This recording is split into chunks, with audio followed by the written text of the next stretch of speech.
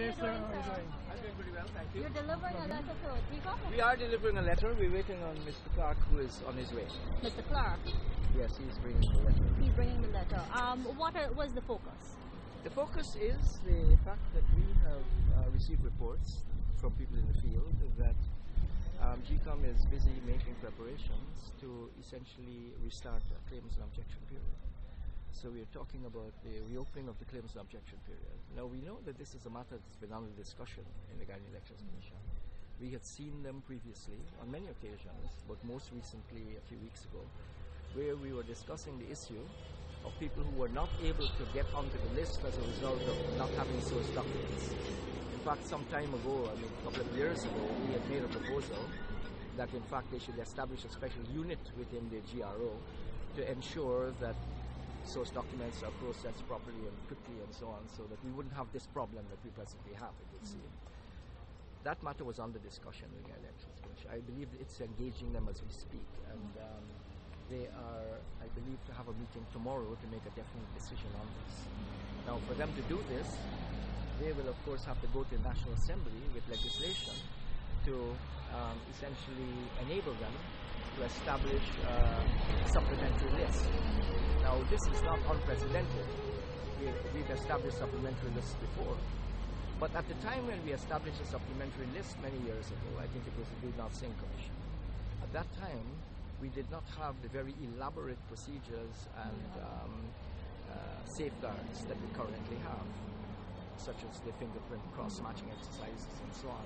And our real fear from the beginning has been that any attempt to tamper with the time frame, to tamper with the schedule of the claims and objection period would in essence mean that you are in a situation where the date of the election is now put in some jeopardy. And we are very concerned that there should be no running over the date of the elections. The elections are to be held when they are due.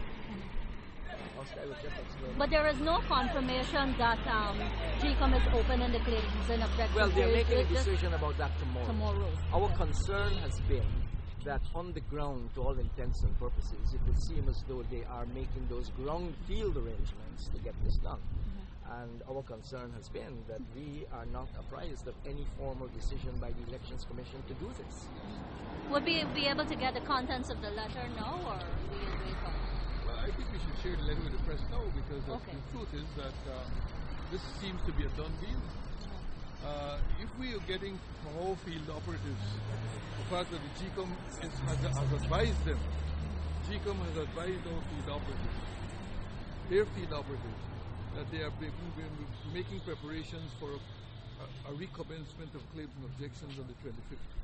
This is a matter which was discussed in the commission yesterday. No decision was made, and yet this instruction has been given in the field. So we have to assume that they are going ahead, notwithstanding a decision. And none of the parties have been advised.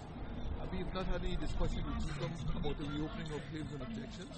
We are not so advised. Do you think gecom's move is premised on what we've heard from the ruling party? They had their concerns about people not being registered and that sort of thing? Well, that's a matter which gecom will have to answer. I'm not sure what is the premise. What I am sure about is what we know for a fact, that they are advising their people in the field to make preparations. In fact, let me just ask you, when we met with gecom, they were very firm on this matter. They were very firm that they did not favor an extension of the claims and objection period. We did not press for an extension. They said they were not interested in claims and objection, that in fact registrants who wanted to get on must come in on time. They were very, very inflexible on this matter. Now suddenly there seems to be a change in their attitude, and we would like to have this explained. But Dr. Woodbury, what's wrong with trying to get people enfranchised so that they can vote in elections? Absolutely nothing. And if you were serious about that, you would have taken the measures that we had suggested years ago to get the GRO to process source documents in a timely manner. The fact of the matter is that you dawdled all this time, rejecting all proposals that would have assisted exactly what it is we are talking about now, to ensure that all eligible Guyanese get onto the list. Measures could have been taken. They were not. They were brushed off.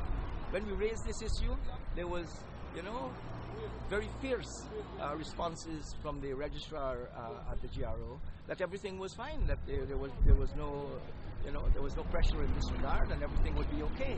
In fact, at one stage, I can tell you that the Minister of Home Affairs actually told GECOM that they should stay out of this business of registration at the GRO. The GRO was the Home Affairs Ministry business, and that GECOM should not be getting into this. Now we are faced with a situation that has been brought about actually by their failure to implement necessary measures in a timely way to avoid this business that we are now attempting to address. Let me make it clear, we are not in favor of any eligible Guyanese being off the list. And the reason that we were so active for many years attempting to get processes and procedures in place to avoid this should tell you that we have no interest in keeping people off the list. We have every interest in getting everybody on the list. But we are not prepared to put the date of the election in jeopardy.